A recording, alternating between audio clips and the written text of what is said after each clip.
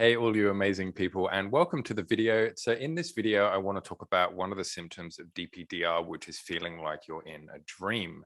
You can feel like there's a dreamscape happening, or maybe it's a bit of virtual reality, like a game. Everything feels a little bit unreal around you. So I'm going to talk about quite a bit of detail about what's going on there and why all that's happening and what you can do about it. And for those of you that are new to the channel, welcome. My name is Dan, and I help people overcome their DPDR to resolve all their symptoms so they can start to live a life DPDR free.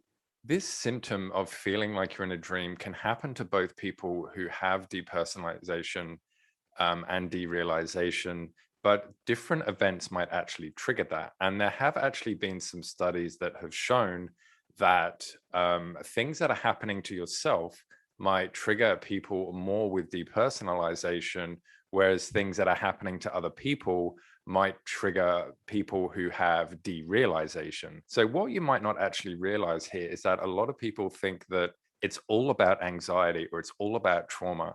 That's not actually true. Prolonged stress, or the perceived notion of stress happening, can actually also be something which causes the DPDR. What we are talking about here is the stress response. So basically what's happening is your brain is detecting some kind of threat. So it reduces the stress response to that threat. And what that does is it dulls the stress, or it makes the stress easier to handle. That process of dulling the stress and making it easier to handle is putting you in that dreamlike state or that dissociative state. Now, the thing with people who have DPDR is that that stress response has a much lower tolerance. So it can be quite normal things and simple things like going for a drive in your car, or, talking to a friend is enough for your brain to perceive that as a threat. So when it does perceive it as a threat, it's going to lower that stress response and it's going to make you dissociate in that situation. So what about dream? Why does it have to be dreamlike?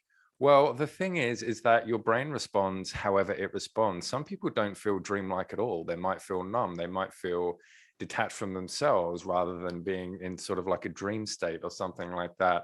So I think what's really important here is that you really need to, I guess, lessen your sort of worth that you're putting onto the symptom and really get to potentially what could be stressing you out here, what could be causing you anxiety here, because essentially the symptom doesn't matter. I mean, I know it does matter in terms of it has a massive impact on you, but there's hundreds and hundreds of different symptoms that you can have, but they're all caused by the same thing. One of the things you can do to help you when you are in this sort of spaced out dream-like video game reality, if you're there, is to do something called grounding. And I've done a video on grounding and I've linked that into the description, so you should check that out.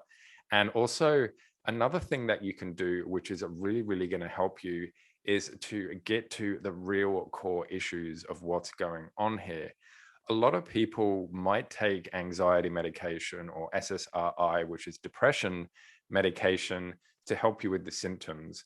And while these medications are quite good at actually helping you with the symptoms, they're not actually helping with the reason that you're getting anxious in the first place. It's just sort of covering up. And of course, the best way is to do some kind of therapy with a psychologist or a psychiatrist, or I do coaching, which is the method that I use to help people through DPDR. And one of the reasons that talk therapy is so good is because you can get to the nuts and bolts of your thinking patterns, your habits, your negative self-talk, your limiting beliefs, and all this other type of stuff, which is greatly, greatly contributing to why you're having DPDR.